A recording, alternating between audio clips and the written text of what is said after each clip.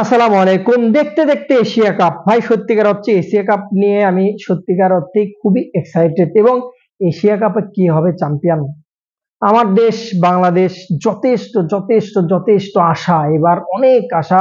T twenty team, এখনকার যে বাংলাদেশের যে টি-টোয়েন্টি টিম আমার কাছে খুবই স্পেশাল মনে হয় এবং বলা চলে যে খুব ভালো একটা টিম। ইয়াং জেনারেশন নিয়ে যে টিমটা গঠিত এবং এরকম আগ্রাসন টি-টোয়েন্টিতে ক্রিকেট খেলছে, এরকম হিটিং পাওয়ার হিটিং কখনো কোনো সময় বাংলাদেশে ক্রিকেট আসেনি। যা এই টিমটা নিয়ে অনেক স্বপ্ন সত্যিকার অর্থেই। দেখা যাক কতদূর যাবে, সময় বলে দেবে কে হবে চ্যাম্পিয়ন। বিশাল বড় একটা প্রশ্ন, অনেক বড় একটা প্রশ্ন। এটা কিন্তু একটা ভাই সত্যিকার অর্থে লাখ টাকা কোটি টাকার প্রশ্ন। প্রথমে যদি আমার দেশের কথাই বলি, সুযোগ কতটা কতটা চান্স আছে। যে গ্রুপে পড়ছে সেখানে শ্রীলঙ্কা আফগানিস্তানের সাথে লড়তে হবে, যেখানে হংকং আছে তার সাথেও কিন্তু লড়তে হবে। হংকং ছোট দল, ছোট দল বলে বড় দল না, অপমান করব না তাদের। চান্স তাদেরও থাকতে পারে, যে কোনো সময় অঘটন ঘটে তারাও খেলতে পারে। বাট হিসাব সমীকরণ যদি মিলায়, সেখান থেকে বাংলাদেশ, শ্রীলঙ্কা বা আফগানিস্তান, এটার থেকে দুইটা টিম আসবে। সেখানে আমি শ্রীলঙ্কা নিয়ে অনেকটাই আশা ছিল, বাট কালকে কিন্তু যেভাবে জিম্বাবুয়ের সাথে হারছে, সেই আগের যে শ্রীলঙ্কার টিম এখনকার টিমটা কিন্তু অনেকখানি ডিফারেন্স, অনেকখানি তফাৎ। তবে শ্রীলঙ্কার টিমটা একটাই তাদের শক্তি, সেটা হচ্ছে যে আইসিসি ইভেন্ট গুলোতে কিন্তু যথেষ্ট ভালো খেলে এবং গেলবারের রানার্স আপ ছিল এবং 6 বারের চ্যাম্পিয়ন তারা। সো তারা কিন্তু আইসিসি ইভেন্ট গুলো তাদের রেকর্ড কিন্তু যথেষ্ট ভালো।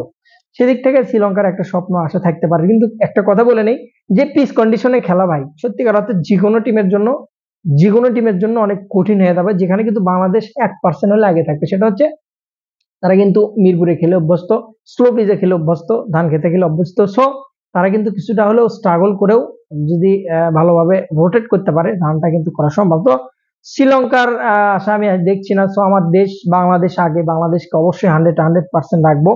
আফগানিস্তান যেভাবে ক্রিকেট খেলছে, অল্প দিনে ক্রিকেট খেলে চলছে, খেলে চলছে, খেলে চলছে, খেলে চলছে ভাই, থামানি যাচ্ছে না কোনোভাবে না। পাকিস্তানও হারাচ্ছে, তারাও আবার হারাইছে। টি-টোয়েন্টিতে বলা চলে অন্যতম শক্তি এবং ওয়ানডেতে 7 নাম্বার। দুঃখ লাগে, কষ্ট লাগে মনে ভাই একটা জিনিস, সেটা হচ্ছে 25 বছর ক্রিকেট খেলে আমরা হলে 10 নম্বরে, আর আফগানিস্তান 12 বছর হচ্ছে কিনা সন্দেহ আছে, এত তাড়াতাড়ি ওয়ানডেতে 7 নম্বরে। দুঃখ লাগে। ট্যালেন্ট দেখেন, এক একজন আইপিএল এ খেলে 10 জন করে, বাইরের লিগ গুলো খেলে 5 জন 7 জন করে। খুব কষ্ট লাগে নিজের কাছে আসলে। তো আফগানিস্তান যে ক্রিকেট খেলছে, তাতে ভাই ধরা ছোঁয়ার বাইরে সত্যিকার অর্থে যে ট্যালেন্ট আফগানিস্তানে আছে টি-টোয়েন্টির জন্য, আপনি মানেন আর না মানেন, দুর্দান্ত লেভেলের। সো আমি আমার দেশকে রাখে এই গ্রুপ থেকে শ্রীলঙ্কাকে বাদ দেন, বাংলাদেশ এবং আফগানিস্তানকেই নিলাম। তবে শ্রীলঙ্কা কিন্তু আইসিসি ইভেন্টে যথেষ্ট ভালো খেলে। সো আমার দেশকে আমার রাখতে হবে। I love my country. So Bangladesh যথেষ্ট ভালো, পাওয়ার হিটিং আছে যথেষ্ট, বোলিং সাইডটা দুর্দান্ত বাংলাদেশের। এবার ফিল্ডিং একটু দুর্বল হলেও দেখা যাক শেষ পর্যন্ত কি করা যায়। আশা অবশ্য ছাড়বো না বাংলাদেশ। এবার যদি আসি পাকিস্তান ইন্ডিয়া মানে যে গ্রুপটা আছে, ওখানে ভাই সত্যিকার অর্থে ইন্ডিয়া পাকিস্তানের কাছে চান্স পাওয়া অনেক কঠিন হয়ে যাবে, যেখানে ইউএই আছে। তো ওখানে সত্যিকার অর্থে কঠিন। সো ইন্ডিয়া পাকিস্তান উপরে চলে আসবে। এবার হলে হলে 4 টিম, বাংলাদেশ, আহ আফগানিস্তান, পাকিস্তান, ইন্ডিয়া। ফাইনাল খেলবে কে? এটা একটা কোটি টাকার প্রশ্ন সামনে বর্তমানে অবস্থান করছি। ফাইনালের নজরে আপনি যদি দেখেন, পাকিস্তানের রেকর্ড খুবই বাজে কন্ডিশন ভাই, সত্যিকার অর্থে। এই যে বিশ্বকাপ থেকে, টি-টোয়েন্টি বিশ্বকাপ থেকে শুরু করে তারা মোহাম্মদ আমিরকে নিয়েছিল, ইমাদ ওসিমকে নিয়ে আসছিল, মানে হ্যাডাম দেখিয়ে অনেক কিছু করেছিল। তবে এইবার যে পাকিস্তানের টিমটা আছে না, তারা কিন্তু সত্যিকার অর্থে খুব সিরিয়াস। বিশেষ করে খুব ডেঞ্জারাস ব্যাটসম্যান শাহিদজাদা, ফারহান, ফখর জামান, সিয়াম আয়ব, 3টা ব্যাটসম্যান কিন্তু ভাই সত্যিকার অর্থে অনেক ডেঞ্জারাস এবং খুব মারাত্মক লেভেলের ব্যাটসম্যান। তারা যদি ঠিকঠাক ভাবে জ্বলে উঠতে পারে, শাহিন শাহ আফ্রিদি যদি বলটা ঠিকভাবে কাজে লাগাতে পারে, তাহলে কিন্তু তারাও হতে পারে ফাইনাল লিস্টে এবং ফাইনাল খেলার সম্ভাবনা আছে।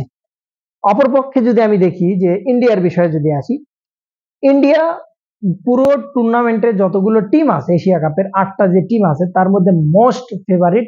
মোস্ট মানে আপনি যদি এমনি নর্মালি শক্তির বিচার করেন যে কে হবে চ্যাম্পিয়ন, তাহলে চোখ বন্ধ করে বলতে হবে ইন্ডিয়া চ্যাম্পিয়ন। কিন্তু এখানে একটা কারণ আছে, সেটা হচ্ছে যে এটার নাম হলো ক্রিকেট।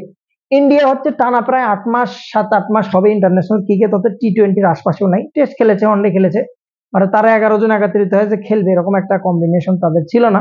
তো অনেক দিনের একটা গ্যাপ, কিন্তু ভাই নামটা যে ইন্ডিয়া, সেটা হচ্ছে এক একটা প্রাচীর, এক একটা দেওয়াল সামনে আসবে।